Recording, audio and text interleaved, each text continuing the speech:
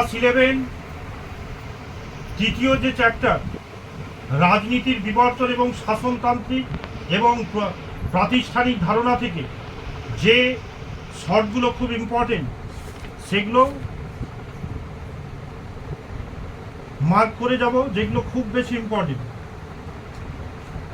ধরার মাধ্যমে। কার্ল মার্কসের মতে আদিম সমাজ ছিল সাম্যবাদী। নগর রাষ্ট্রের অপর নাম কি ছিল? পলিস। গ্রিস নগর রাষ্ট্র বলেছে গঠনে প্রক্রিয়া চলেছিল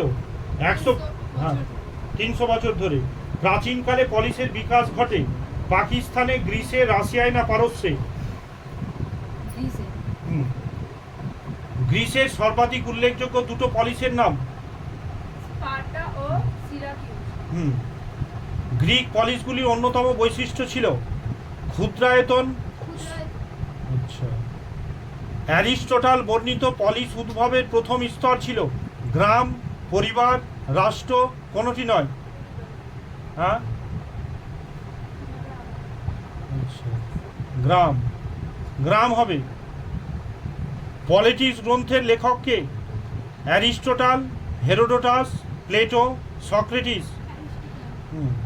রিপাবলিক গ্রন্থের এই যে পলিটিক্স গ্রন্থের রচয়িতাকে? ইম্পর্টেন্ট প্রশ্ন এটা।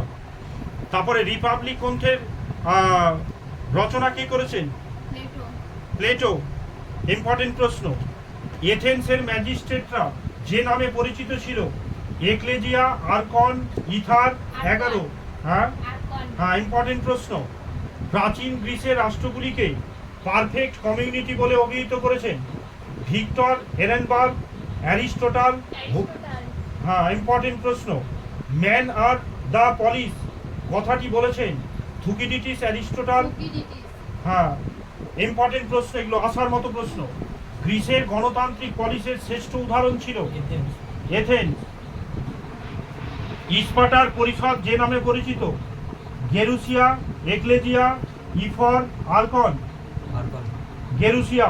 ইম্পর্টেন্ট প্রশ্ন এগুলো। স্পার্টায় কৃতদাসরা যে নামে পরিচিত ছিল? হেলট, মেটিক, থিটিস, পেরিওকয়।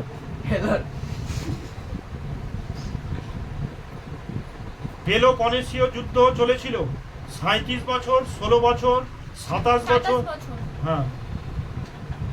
এথেন্সের বিচারপতিরা পরিচিত ছিল থেটিস নামে, হেলট নামে, মেটিক নামে না ইয়ার নামে? ইম্পর্টেন্ট প্রশ্ন। এথেন্সের শাসন কাঠামো ছিল রাজতান্ত্রিক, প্রজাতান্ত্রিক, অভিজাততান্ত্রিক? হ্যাঁ, ইম্পর্টেন্ট প্রশ্ন। এথেন্সের ম্যাজিস্ট্রেটদেরকে বলা হতো আর্কন, গেরুসিয়া, তারপরে বলেছে ইথার না এক্লেজিয়া? হ্যাঁ। অক্রোপলিস কি? এটা খুব ইম্পর্টেন্ট প্রশ্ন। গ্রিসের নগর রাষ্ট্র, স্পার্টার সমাধিস্থল, গ্রিসের পাহাড়ের উপরে দুর্গের মতো সুদৃঢ় কেন্দ্র। পলিসগুলি জনগণের জন্য প্রতিষ্ঠিত। বলেছে রাজারগুলিকে কি বলা হতো? বাজারগুলিকে কি বলা হতো? চোরা, অক্রোপলিস না অক্টোপলিস না 11? এটা ইম্পর্টেন্ট প্রশ্ন। পলিসের মূল কেন্দ্র ছিল অক্রোপলিস, 11, কাউন্সিল না বুলে? হ্যাঁ, হ্যাঁ, হ্যাঁ, অক্রোপলিস। যেখান থেকে পলিসকে কি করা হতো? পরিচালনা। ওটাই তো মেন জায়গা। এখন যদি ধরি যে ভারতবর্ষ দিল্লি থেকে শাসন হচ্ছে, তো ভারতবর্ষের গুরুত্বপূর্ণ কেন্দ্র কোনটা? হ্যাঁ।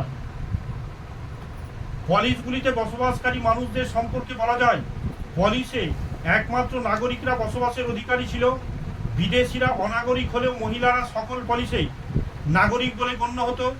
কৃতদাসরা আধা নাগরিক বলে গণ্য হতো। আর নাগরিকরা পলিসের প্রশাসন প্রত্যক্ষভাবে অংশগ্রহণের সুযোগ পেত। আইন বিশেষজ্ঞ সোলেন ছিলেন চীনের, ভারতের, এথেন্সের না মিশরের? এথেন্সে। ইম্পর্টেন্ট প্রশ্ন এটা।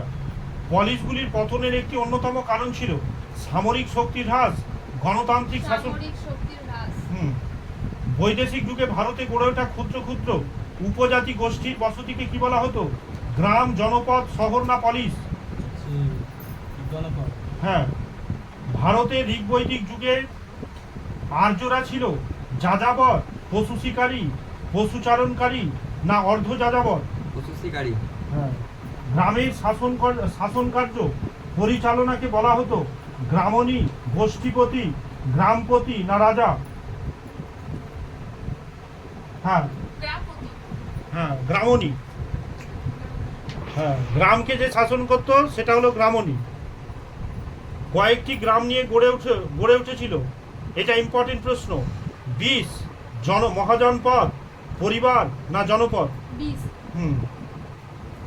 ইম্পর্টেন্ট। আমি তোমাদের ছোট ভাই, আমি বারবার বলছি আমার বাবার কমনগুলো তোমরা করো, 99% আসবে। ও তোমরা অনেকে ভিডিও দেখছো কিন্তু লাইক আর সাবস্ক্রাইব করছো না। তোমরা লাইক এন্ড সাবস্ক্রাইব করে আমার বাবার চ্যানেলটাকে একটু আগিয়ে নিয়ে যেতে সাহায্য করো।